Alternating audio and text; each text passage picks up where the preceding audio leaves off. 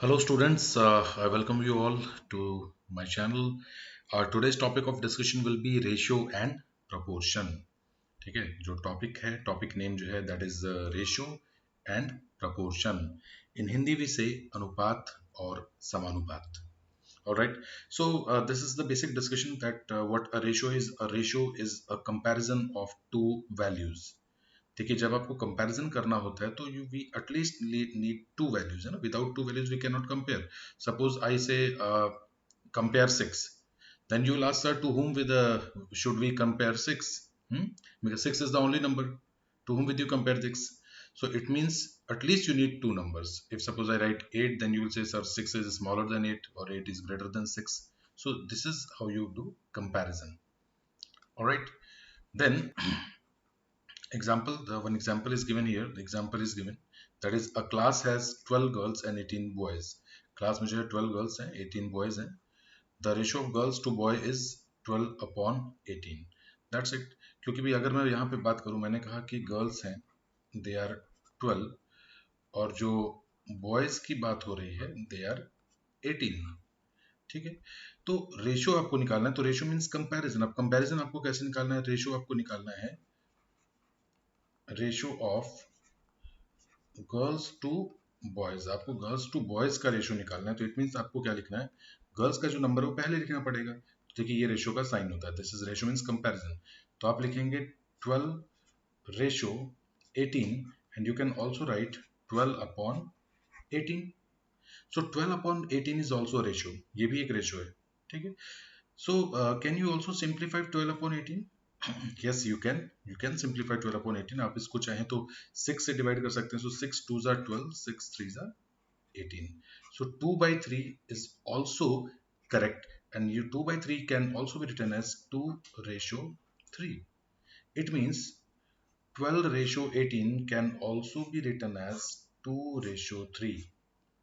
What is this? Is the beauty of ratio. Simplify कर सकते हैं. Now you cannot simplify 2 ratio 3 actually. You can simplify 12 and 18. You can make it 6 and you can make it 9 dividing by 3. Okay. But the minimum simplification जिसके बाद और simplify नहीं हो सकता, that is 2 ratio 3.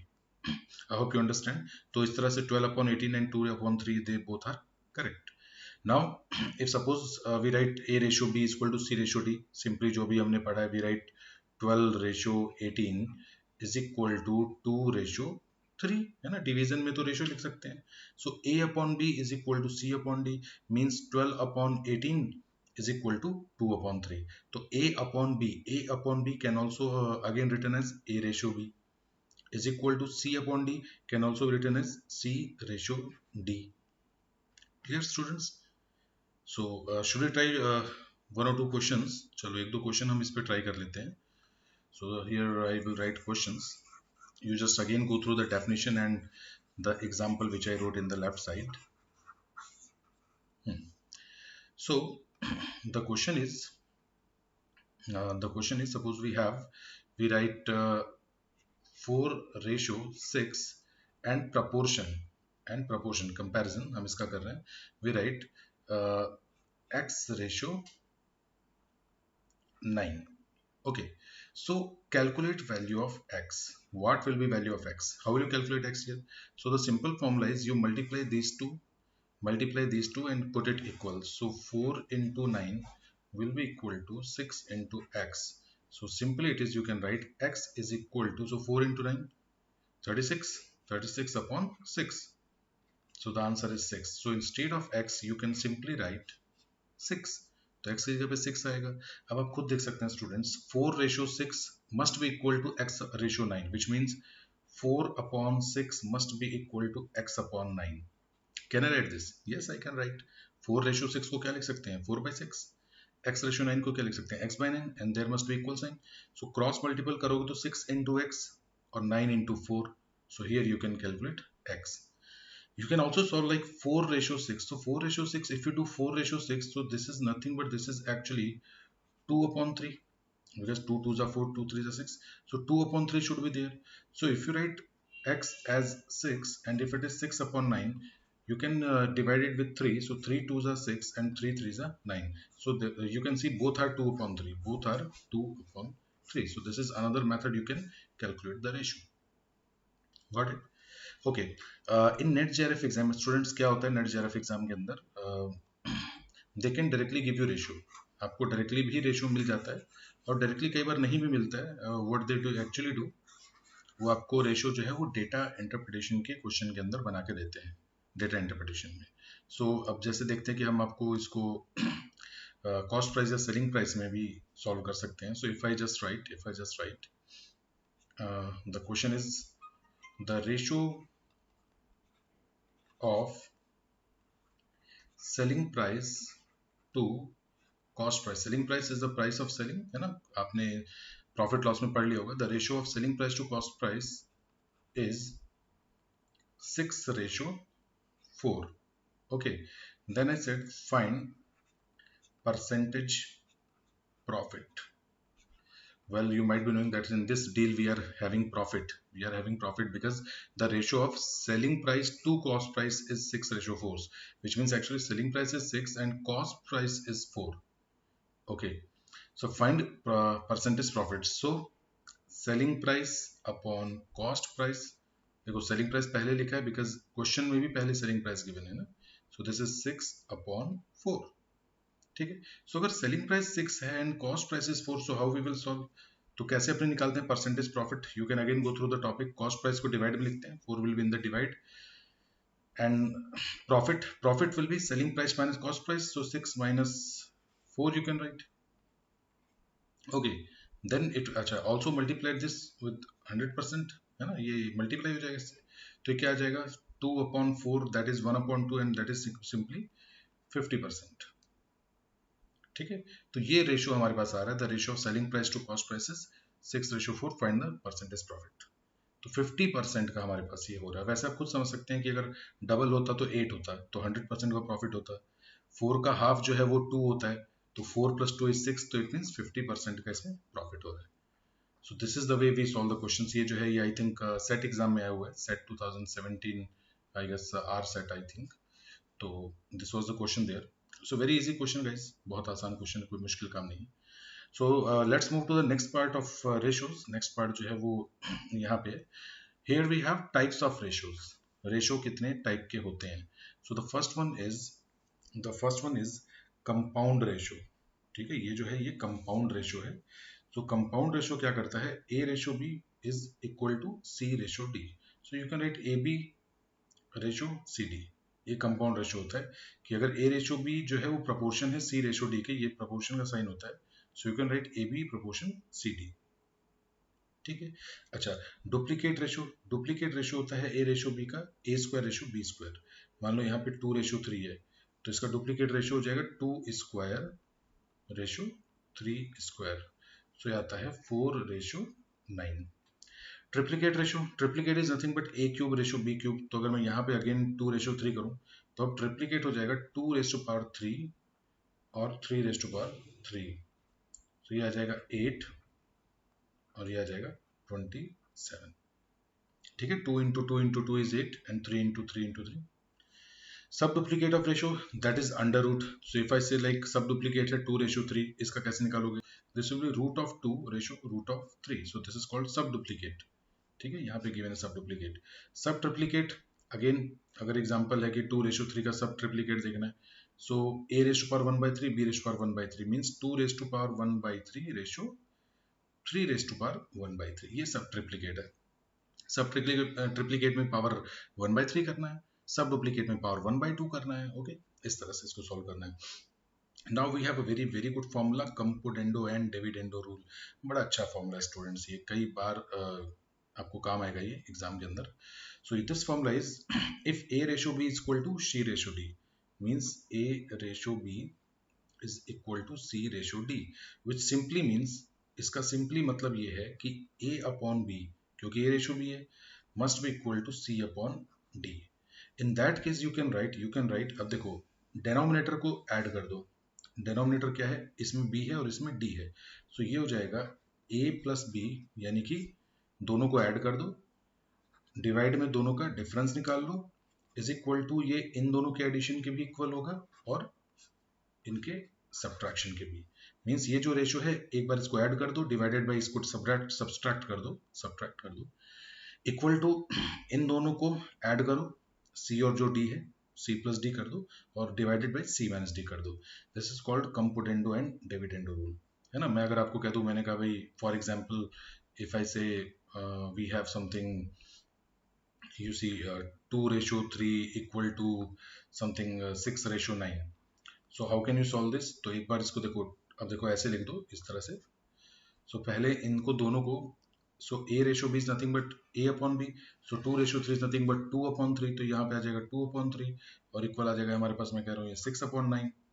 Then कंपोटेंडो dividendo rule, तो एक बार इसको add कर दो, तो 2 + 3 upon 2 - 3 is equal to 6 + 9 upon 6 - 9. तो ये क्या हो जाएगा हमारे पास स्टूडेंट्स, ध्यान से देखिए, 5/-1 इज इक्वल टू 9 × 6 = 15, 15/-3. अब ध्यान से देखें तो 3 5 ज़ा 15 होता है, तो ये 3 5 ज़ा, तो again it will become -5/1. Got it. तो इस तरह से भी इसको सॉल्व कर सकते हैं. Alright students, let's move to the next part. Next part की हम लोग बात करते हैं. नेक्स्ट पार्ट में हम लोग देखते हैं कि how to find inverse ratio. Okay, so in next part we will be study about how to find inverse ratio. बहुत अच्छे से पढ़ना स्टूडेंट. inverse ratio, देखो inverse ratio जो है वो कैसे निकलता है. if I say like 2:3:4, what will be its inverse ratio, है ना. what will be its inverse ratio. अब चलो इसका inverse निकालना है. inverse यानी 1/, होता है.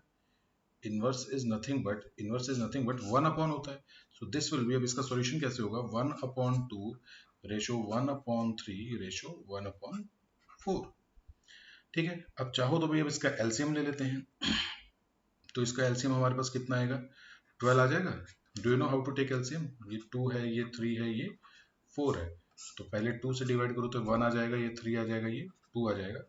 एलसीएम एचसीएफ का भी मेरा एक वीडियो है स्टूडेंट्स, अगर नहीं पता हो तो जरूर देखिएगा. ठीक है. And then 3, so 3 will be 1 1 1, so 3 × 2 × 2, 3 2 ज़ा 6 × 2 12. तो ये आ जाएगा यहाँ पे 6 आ जाएगा, 3 4 ज़ा ये 4 आ जाएगा और ये 3 आ जाएगा. Got it. तो ये हमारे पास जो इसका सॉल्यूशन बनेगा वो आएगा हमारे पास 6:4:3. ठीक है स्टूडेंट्स. अच्छा, तो अब मुझे बताइए कि 6:4:3 जो है हमारे पास, ये इसका एलसीएम बनेगा कि नहीं बनेगा. क्लियर हो रहा है ना कैसे हमने निकाला इसको. 12 कर दिया, 2 6 ज़ा 12, है ना. 12/2 करेंगे 6 आएगा. 6 × 1 is 6, 12/3 is 4, 4 × 1 is 4, 12/4 is 3, 3 × 1 is 3, 643. so 643 हमारा जो है that will be inverse ratio. ठीक है. इस तरह से हम इसको सॉल्व कर लेंगे स्टूडेंट्स. तो ये भी हमारे पास एक रेशियो बन जाएगा. अच्छा, एक और तरीका है अगर आपको देखना हो, like if A ratio B is something 1:2 and B ratio C is 2:3, find A ratio B ratio C. कैसे बताएंगे इसको. So in this question what we will do, we will use a very short trick. We will write A ratio B ratio 3. Students, इसको detail में भी करने का तरीका है, but in net exam we need to solve the question as early as possible. We have to save the time, so that's why we will use the trick. So a b के नीचे लिख दो. अब देखो a b, so a b का ratio जो है 1:2 है, so you just write 1:2. ठीक है. और b और c का रेशियो 2:3 है, so you just write 2:3. ठीक है. देखो b के नीचे 2 है, c के नीचे 3 है, b के नीचे यहाँ 2 है, a के नीचे 1 है. Now the trick you will use, since this is the free space, मतलब empty place है ये, तो उसका जो नेबर है वो 2 है, तो उसको 2 लिख दो यहाँ.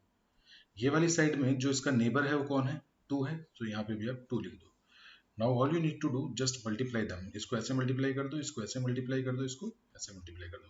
2 1 ज़ा 2 रेशो 2 2 ज़ा 4 रेशो 3 2 ज़ा 6. So 2 4 6 is the new ratio. इसको और भी डिवाइड कर सकते हैं, इसको 1:2:3 भी लिख सकते हैं. 2 से पूरे को डिवाइड कर दो, तो दिस विल 1:2:3. तो ये भी एक तरीका होता है स्टूडेंट्स. इस तरीके में हमने क्या किया, जस्ट नेबर मेथड को हम यूज करते हैं. एक और एग्जांपल इसका मैं जल्दी से देख लेते हैं. like if A ratio B is equal to 4 ratio 5 and B ratio C is equal to 6 ratio 9, so find A ratio B ratio C. ठीक है, तो अब इसमें क्या करेंगे, A ratio B के नीचे लिख दीजिए 4 ratio 5. For B ratio C we will write 6 ratio 9. ठीक है, सो 5 की जगह पे जो एम्प्टी प्लेस है, दिस एम्प्टी प्लेस, देखो 5 के पास कुछ नहीं है तो 5 के पास 5 आ जाएगा. 6 के जो पास जगह खाली है 6 बिकम 6, सो 6 इंटू 4 24, 6 इंटू 5 30 और 5 इंटू 9 45. ठीक है, अब चाहे तो students you can also divided with 3, अगर आप इसको 3 से डिवाइड कर सकते हैं अगर देखो जाए तो, सो इट बिकम्स 3 8 जा, है ना, 8 24, 3 10 जा 30 and 15. 3 into 15 45. Now 8 10 15 can't be divided by any single number, so 8 ratio 10 ratio 15 is the final answer. So students, it was about the basics of ratio which comes in NET/JRF exam, GATE exam and other competitive exams. So we will be solving the second part very soon. In second part we will take some numerical questions, some previous year questions and some practice questions. तो कैसा video लगा जरूर बताइएगा, like share और subscribe कीजिएगा. Thank you.